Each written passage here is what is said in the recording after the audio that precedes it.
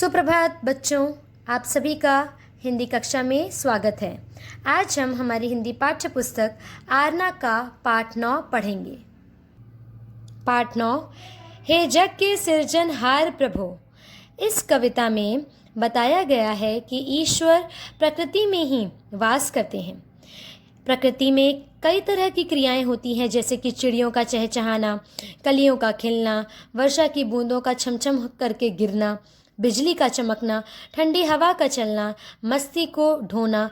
यह सब दर्शाता है कि ईश्वर हमारे आसपास मौजूद हैं। हे जग के सृजनहार प्रभु, सृजनहार अर्थात ईश्वर भगवान।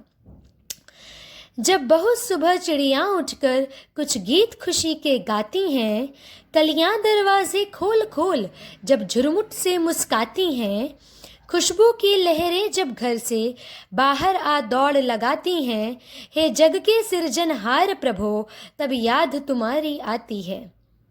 इसका मतलब है कि प्रातः काल सुबह सुबह के वक्त जब चिड़ियाँ चहचहाती हैं और बागों में कलियाँ खिल उठती हैं, फूल खिल उठते हैं, उन फूलों की खुशबू से जब हम तरोताज़ा महसूस करते हैं, जब हमारा मन खुश हो उठता है, तब हे जग के सृजनहार प्रभु, हे ईश्वर, हे भगवान, हमें आपके होने का एहसास होता है, हमें आपकी याद आती है। जब छमछम बूंदें गिरती हैं, बिजली चमचम कर जाती है, मैदानों में वन बागों में जब हरियाली लहराती है, जब ठंडी ठंडी हवा कहीं से मस्ती ढोकर लाती है, हे जग के सृजनहार प्रभु, तब याद तुम्हारी आती है। इसका मतलब है कि जब बारिश की बूंदें छमछम करके धरती पर गिरती हैं और बिजली तेज़ी से चमकती है, वर्षा के बाद, बारिश होने के बाद मैदानों में और वन बागों में जब चारों तरफ हरा भरा हरियाली छा जाती है, जब ठंडी ठंडी हवा चलती है और हमें बहुत अच्छा लगता है, हे जग के सृजनहार प्रभु, हे ईश्वर, हे भगवान, हमें आपके होने का एहसास हो जाता है।